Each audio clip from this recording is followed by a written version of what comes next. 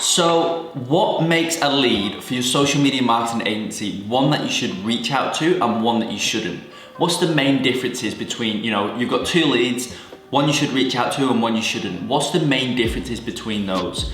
That's what I want to cover in this video.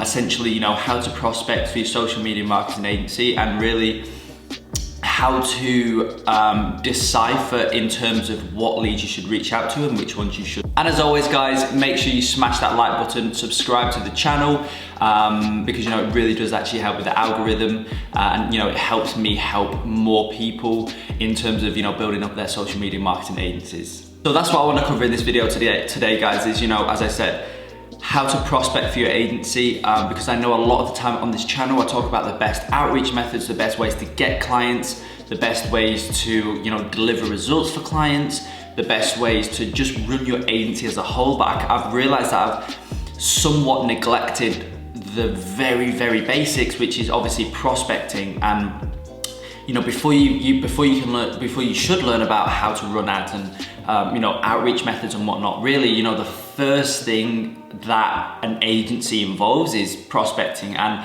I've realized, as I said, that I've not really covered that topic in any of the videos, and as you guys know, all I want to do on this channel is just bring you as much value as possible, and so as I said, I thought I would record this video just to show you guys the best ways, best practices to implement, as I say, when it comes to prospecting for your agency. The first kind of tip that I have for you guys is, it's probably one that you're not going to want to hear. You're probably looking for an amazing secret or amazing strategy or something like that, but really guys, honestly, the main tip that I can give you is use common sense, okay?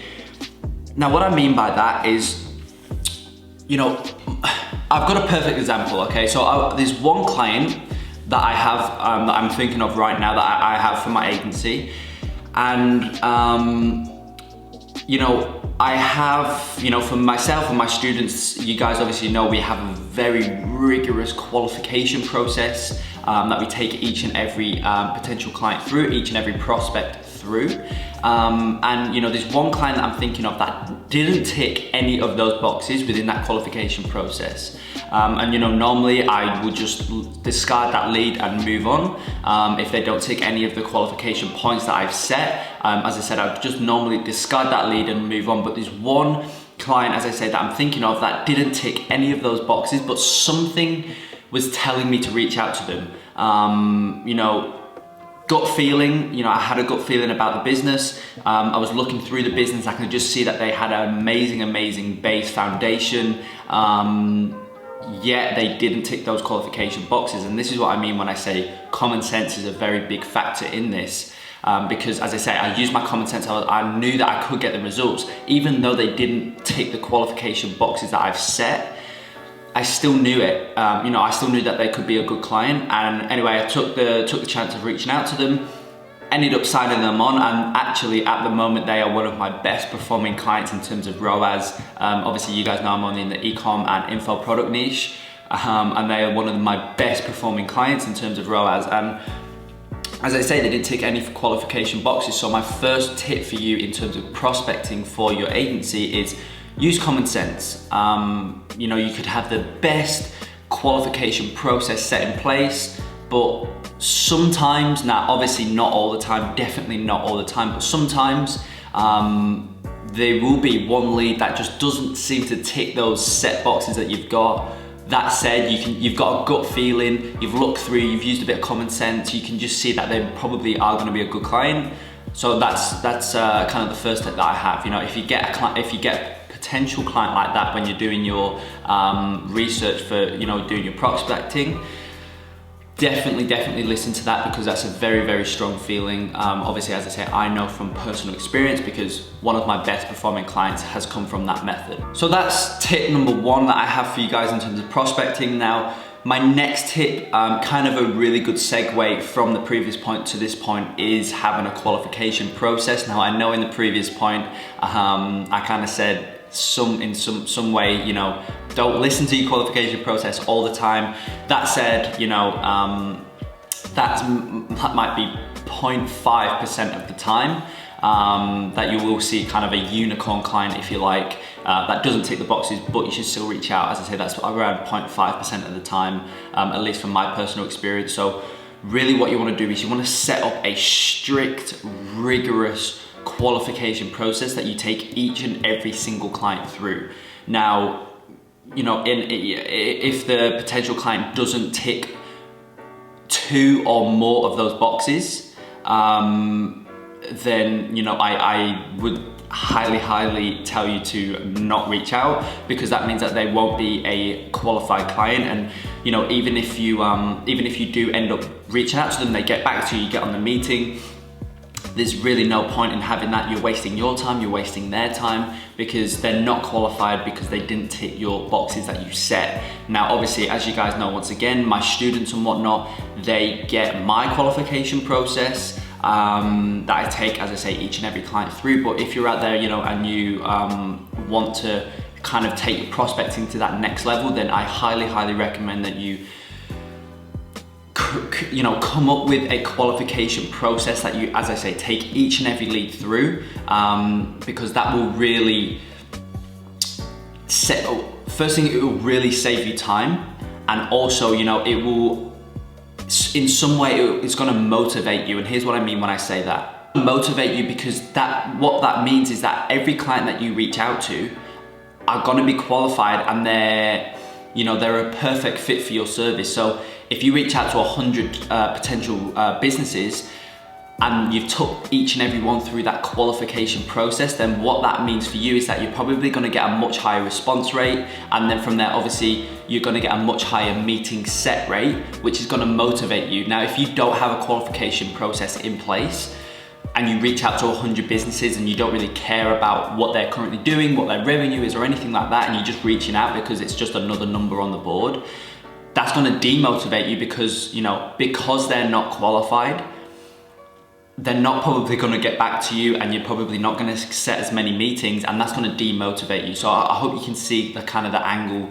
from that kind of position as well, in terms of motivating you even more with the qualification process. Now, that said, as well as the motivation part of it, obviously it just makes so much more sense for you to have, you know, I'd rather you reach out to 100 businesses that are highly qualified than you reach out to 1,000 businesses that are, you know, you've not took them through any qualification process. So they may be qualified, but they might not be.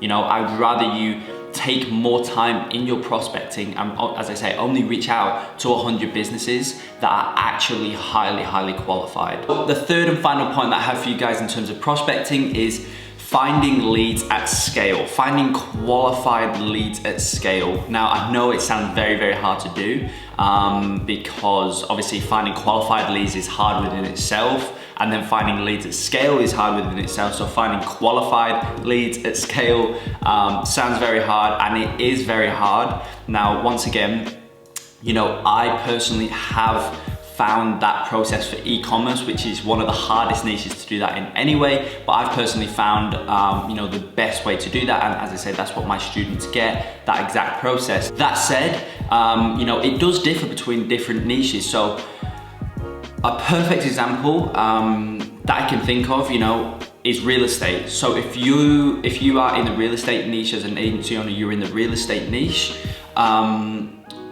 something like Zillow, if you're based in America, or if you're in Australia, you know, realestateagent.com or ratemyagent.com in Australia is a very good place to find real estate agents, right?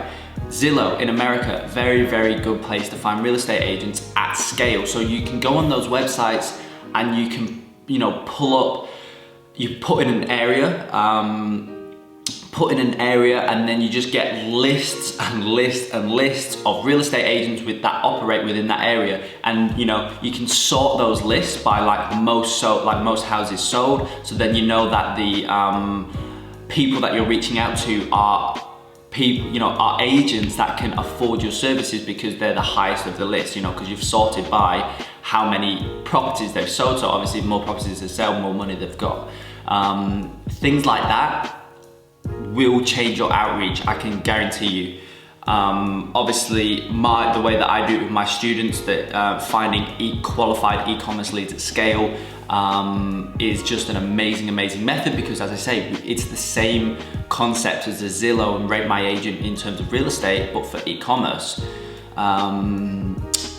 For other ones, you know, I'm not too familiar for like dentists or restaurants or whatever, but you know, you can do your own research on that for whatever your niche is. And you know, as I say, that is the best way to find, you know, to really kind of take your prospecting to that next level, because that's kind of the pinnacle. That's where you want to be with your prospecting, is be able to find qualified leads at scale.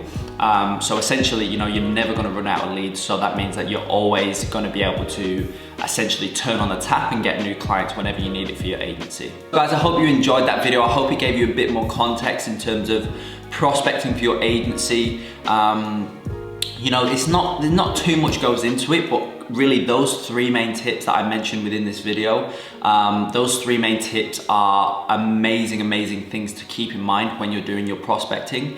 That will really level up your prospecting and kind of take it to the next level. So if you did enjoy this video, once again, please smash that like button, subscribe to the channel, because once again, it really does help, you know, with the algorithm and all that sort of stuff. So as I say, if you enjoyed, like the video, leave a comment down below on your thoughts, and I will see you in the next video.